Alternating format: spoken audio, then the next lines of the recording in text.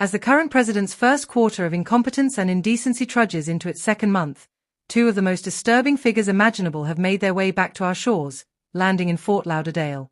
The man who vowed to rid our nation of rapists, thugs, and the criminally insane has somehow imported two of the worst examples of that very ilk into Florida.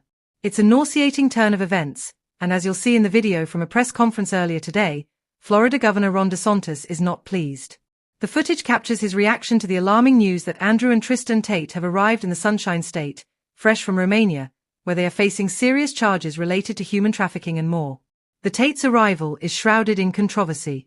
Their departure from Romania follows the revelation that a Trump administration official had expressed interest in their case at a recent Munich security conference.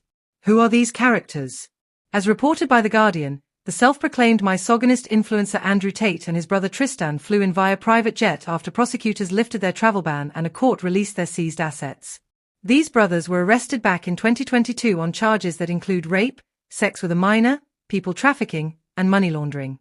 Now, they've made the leap from Bucharest to Fort Lauderdale, and the implications are staggering. Their friend, Donald Trump Jr., has spoken out on their behalf, calling their detention absolute insanity.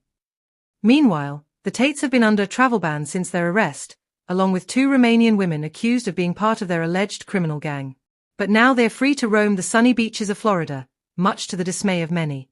In a statement, British women who claim to have been sexually abused by Andrew Tate expressed their horror at his ability to leave Romania, stating that he will likely use this opportunity to intimidate witnesses and promote his violent, misogynistic rhetoric even further.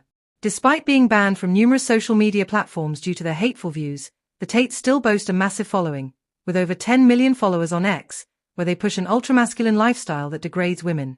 It's a sickening reality that they have become celebrated figures in certain circles, even as they stand accused of heinous crimes. One has to wonder if there's a potential cabinet position waiting for them in this administration. Governor DeSantis is clearly furious about this turn of events. In the video of his press conference, you can see the frustration etched on his face. His state is not a playground for those who engage in such vile conduct. He learned of the Tates' arrival through the media, raising questions about the federal government's handling of the situation. While he asserts that Florida will not be a welcoming place for individuals like the Tates, the reality is that the federal government has the ultimate jurisdiction, and whether they choose to act remains to be seen. This administration seems to be waging an insidious war on women, and it's time to call out the hypocrisy. We need to recognize the pain and struggles endured by women throughout history and expose the lies propagated by the current leadership. The selective moral compass of the president and his allies is glaringly obvious, and the decision to allow individuals like the Tates to roam free is an affront to every woman who has ever faced abuse. What's next? An invitation to Mar-a-Lago for the Tate brothers, perhaps? The thought is chilling. Picture them mingling with figures like Alina Habba in a lavish banquet room, discussing their plans to further undermine the rights and dignity of women. It's a disgrace, and we must not let it go unchecked. Let's not forget the video clips that reveal Andrew Tate's twisted mindset. He's made headlines for his outrageous comments, which can only be described as a masterclass in misogyny. The rhetoric he shares with his followers is not just disturbing, it's dangerous. He revels in violence and control, and it's a reality we must confront head-on. This is not just about two individuals or their legal troubles. This is about the broader implications of allowing such figures to gain influence in our society. We are witnessing a troubling trend where toxic masculinity is glorified, and the voices of victims are silenced. The time has come for us to stand up, speak out, and demand accountability from those in power. As we move forward, we must remember the strength of the women who have come forward to share their stories. They are not alone, and we must continue to support them.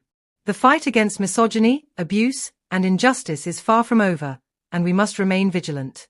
We will not allow the likes of Andrew and Tristan Tate to dictate the narrative or undermine the progress that has been made. It's time for action, and it's time for change. No more silence. No more complicity. We will challenge the status quo and refuse to accept the normalization of toxic behavior. The voices of the marginalized will not be drowned out by the loud, obnoxious rhetoric of those who think they can escape the consequences of their actions.